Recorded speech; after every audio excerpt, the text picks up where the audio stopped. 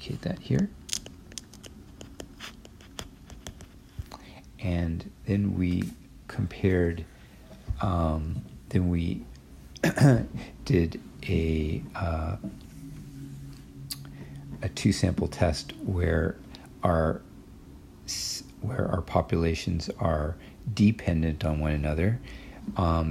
This most often comes up in paired studies. So you have the same individual, say before and after some intervention. So we wish to estimate the difference of the means,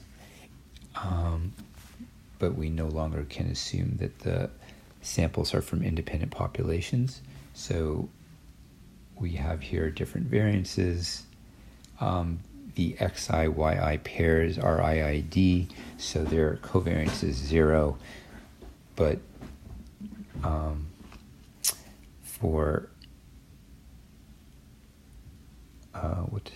so the cross covariances, so XI-YJ is 0.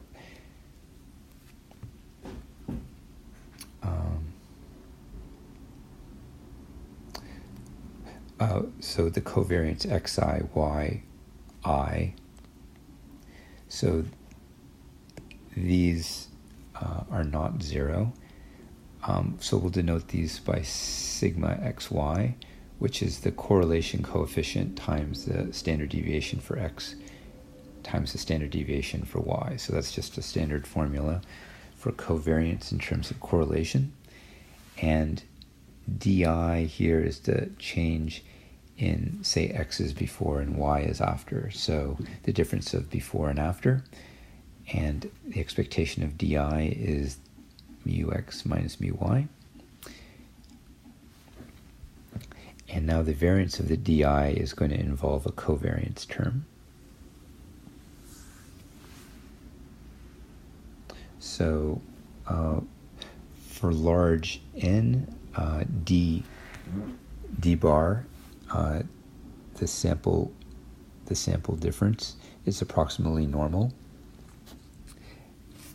And in fact, we're going to assume that x and y are, we're going to assume most of the time that x and y are normally distributed. So actually, you don't even need the CLT here, but in any case, d bar is normal with mean mu x minus mu y, and the variance is given here.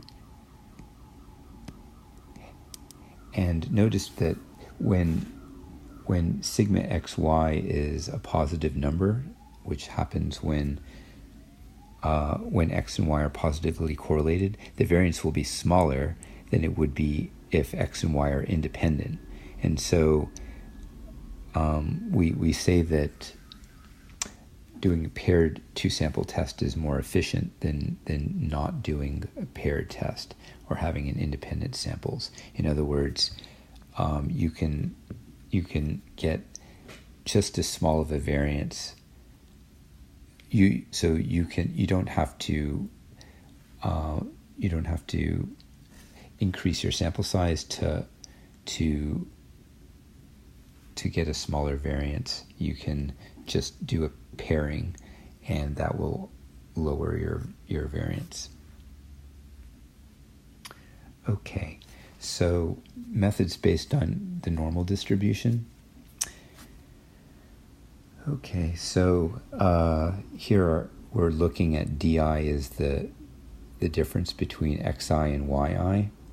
So we assume that this is normal, but actually, so this is, different people assume different things here. Your book just assumes that the di is normal, but most of the time people assume that the x and the y's are normal, which is what we assumed for the two-sample test in section 11.2. So let's just keep that assumption. X and y are normal. Generally, the variance is unknown. So we have here a we have here, our test statistic is a t-distribution with n-1 degrees of freedom. And you can write a hypothesis test in terms of a confidence interval by the duality of hypothesis testing and confidence intervals. So I won't talk more about that. So then we ended with an in-class exercise, and I didn't really have time to finish this, but I think we can go over this rather quickly now. So first, let's just do some data cleaning, data exploration. So suppose that you have two data sets of the same size, X and Y. You form a data frame, but this data frame is not what's called tidy. So what you really want to do is you want a variable that's the type either X or Y, and then has value and for the other variable. And to achieve this, we use the gather function as shown here. So this allows you to make nice graphics. So you can create a box plot if you wanted to explore X and Y to see how symmetric it is, which here it doesn't look super symmetric. You can also do a QQ plot, which explores how normal X and Y are. And you can also explore the variances of, or the standard deviation of X and Y, and we can see that they have different standard deviations, so we shouldn't assume that they're equal variance. So based on this initial exploration, I would honestly feel uncomfortable doing a parametric test. So to do a parametric two-sample test, we assume that X and Y is normal and either same variance or not same variance, but I wouldn't feel comfortable necessarily assuming normality of X and Y here based on the box plot and the normal plot, QQ plot. So let's see here. So what we're going to do now is compare the results of doing assuming independence and doing a paired sample test in terms of what the variance is. So let's see. Because we can't assume equal variance, we have to use that complicated formula for degrees of freedom that was given in Rice. And so we can just sort of program that into R this way. And notice here that I have the standard error for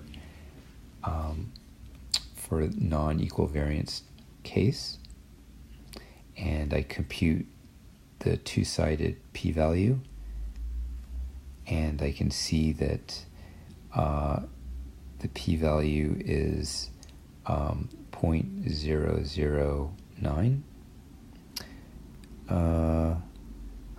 So I don't know why I said that that's greater than 0.01, so maybe I should relearn some arithmetic there.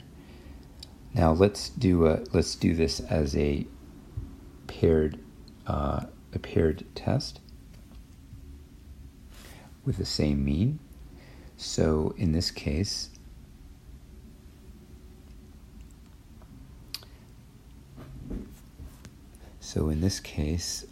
let's see here.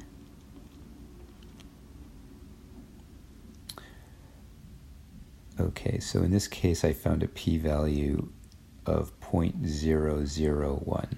So 0.001 is less than 0.008. So for both of them you would reject the null. But the paired test has a smaller p-value.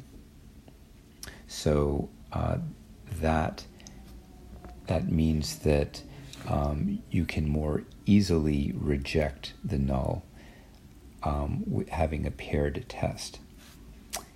And furthermore, the